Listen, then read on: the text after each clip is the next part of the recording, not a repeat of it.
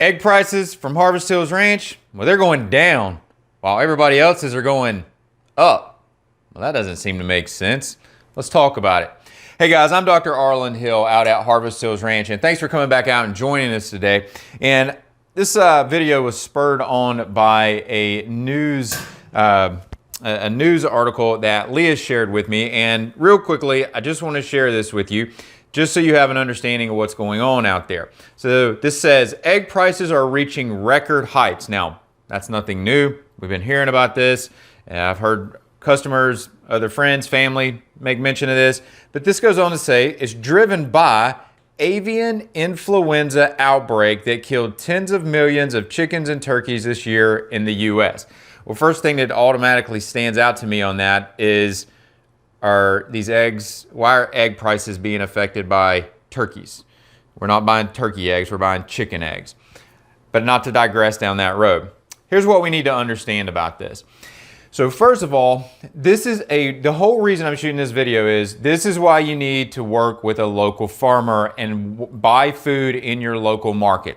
Because when you're working with a small farmer, when you're working within your local market, these issues like avian influenza and these other massive outbreaks that we're presented with and that scare us are not a consideration.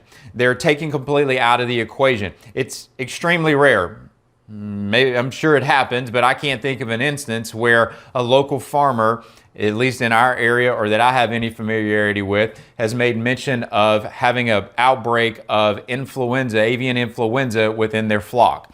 And so right off the bat with that means that that local farmer is not dealing with fluctuations in their production. They're not having to raise prices to try to compensate to still meet their bottom line.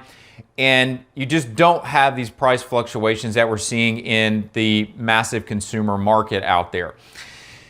The other thing I want you to think about with this is, when you're dealing with local farmers, and I'm going to speak specifically for Harvest Hills Ranch, and we're at a point with our farm that we're not the real small guy, we're not the really big local farm, but we're in the middle, right? We're at a point where we have good, strong relationships with the vendors, and one of the things that we see that can affect the price of eggs is feed.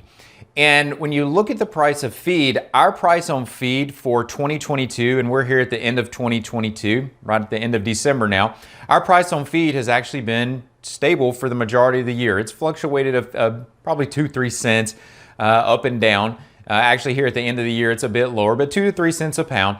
And what that means is that if you look at the prices for our eggs at the start of 2022 and compare those to the end of 2022, those are the same.